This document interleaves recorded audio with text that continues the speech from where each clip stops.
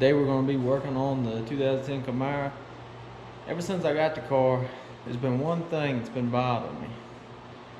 When you take and buy a stick shift car, or 5-speed, 6-speed, whatever you got, you want to be able to drive the car manually. You don't want something controlling how you're going to drive the car. So I kind of heard about it a little bit, but I start driving the car a little bit, and I take off at the stoplight one day, and that son of a gun, I drop it down to second. It won't let me put it in second. It says up on the dash, send it to fourth. I seen that, so I started doing some research on it, and it said it was a skip shift thing. So what I did is I went online, went on eBay, and ordered the skip shift eliminator. I'm gonna show you real quick what I got. Here we go. Alright, here's what you get. They make a couple of different types, but I just went ahead and got the one that actually plugs in. It kind of makes it look like ain't nothing been changed or anything. Some of them you got just plug this end in, and then this end plugs into your plug on for the skip shift connector, and it's got just a bypass. And see, on this one, I'm sure they all do, it's got some resistors, it looks like, inside of there. I guess that just makes everything work without having that hooked up. But that's the one I ordered, and like I said, there's many different ones you could order. There's more expensive ones. This one was only $8.99. So and they probably make some that are probably $50, $100, but that's the one I went with. So now we're going to get to getting everything ready and getting ready to install it. There's really not much to it. The main thing you gotta do is jack the car up, and it really just unplugs, plug in place, and done. Like I said, just getting up underneath the car is probably going to be your hardest thing, just to run. Alright, we're going to get the jack, see about where to put that in.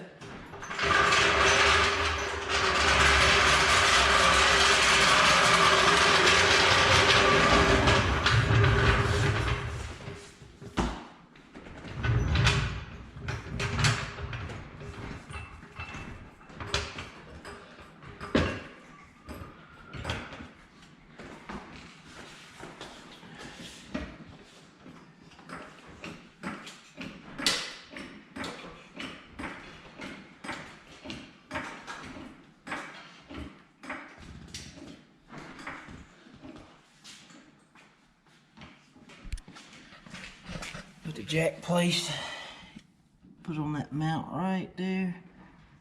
At least if your car is high enough, if it's too low, you might have to put it on your actual pinch wheel. That's where I put it at.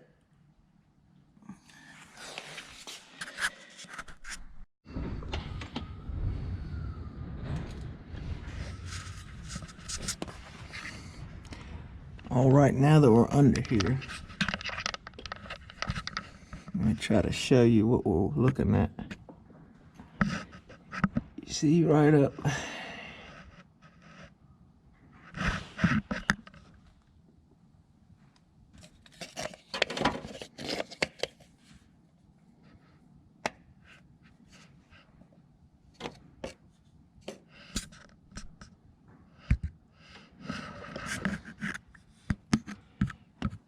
There's the one we need right there. The one all the way up on the top. Not the top. The highest connector you'll see when you get down there. A couple of them look the same, but it's the one highest up. What we're gonna need to do is unplug it, and then we're gonna plug the new harness into it, and then that's gonna plug back where that was. Here we go.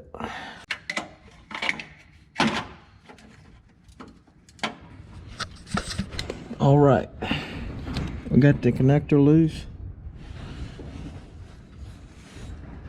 from the connector up there. Now what we got to do is we got to take our skip shift bypass and we're going to plug it into this, and we're gonna reach up in there and plug that back into the transmission. I will try to show you as I do it. I just can't with one hand trying to do one thing, so I'll show you when I get it plugged in and plugged back up and show you what we got. Here we go.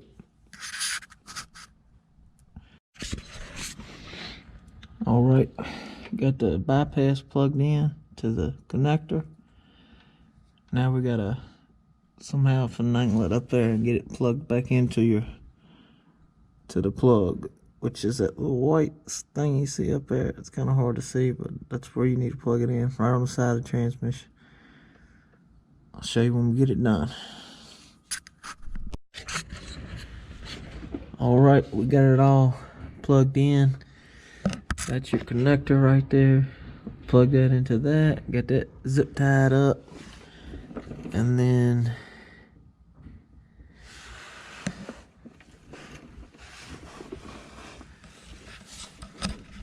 see if I can help you see this better.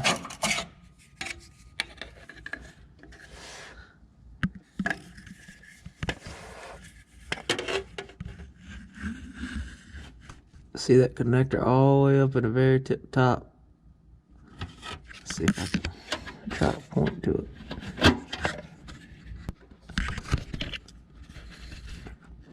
The one right there. See that one right there, all the way up there? That's plugged in, and then it comes over and plugs into the existing plug, which is right here. And then I just zip tied it up, and that's all there is to it. It was a pretty simple install and everything. Just make sure, as I did, that nothing's touching the heat shield, which it probably won't hurt if it did, but just try to at least keep a ½ inch or ½ inch in between it so it ain't just laying on it. But other than that, all you really do is just a plug in install, and then zip tie stuff out of the way, make sure everything's neat. But that's all it is to it.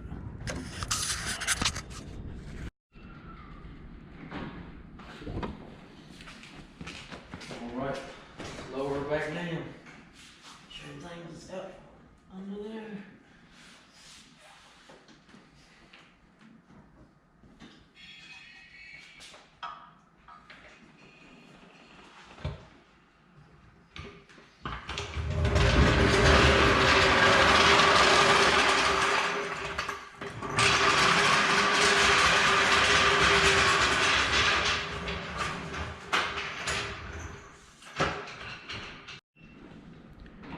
Alright, now we're going to go on a quick test drive just so I can show you what it used to do. It should pop up on the dash and show you skip shift and show you going to fourth, but it should still allow you to go to second now that I got this eliminator in here. So I'm going to go for a test drive and show you what we got, and that's about it. Alright, we're going to give it another shot. See if we can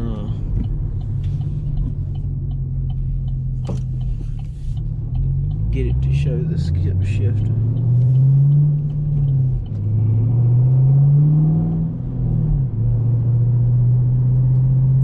Well, I can't get it to show it on the dash. Maybe the one I got actually eliminates that totally, but I'm not sure. But what it would normally do, like I've said in the beginning of the video, is it would show a little thing of your gear shift, and it would show first, and it would want you to go straight to fourth.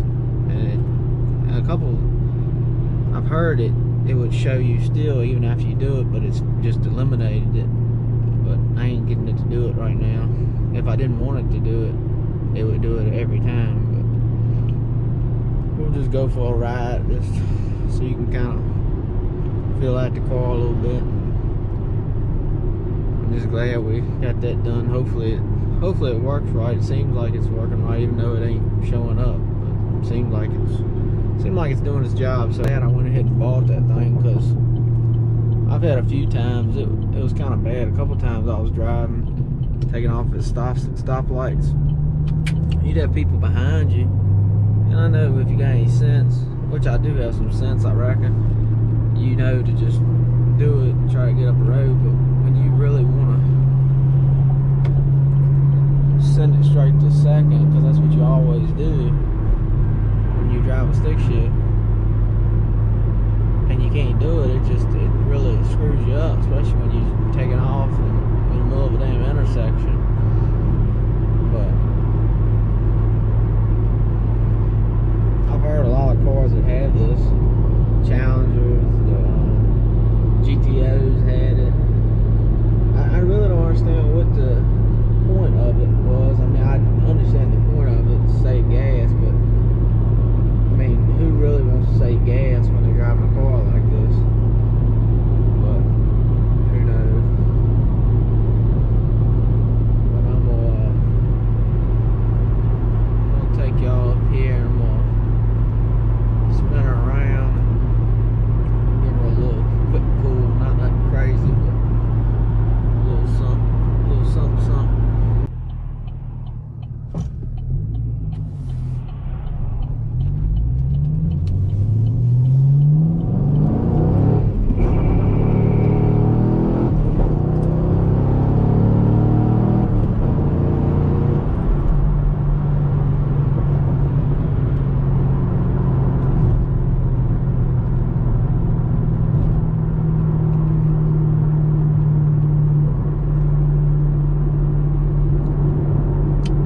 But got her up her a little bit.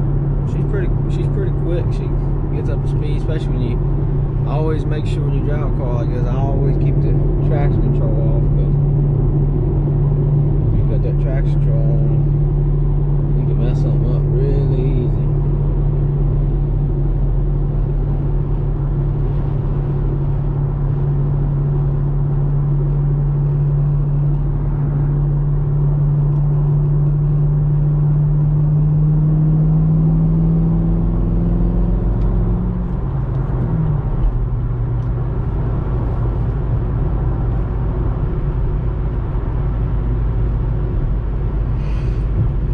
Well, I reckon that's all for this video. I hope you enjoyed it. Hope it was helpful to you. Please like, share, subscribe, and I'll catch you later.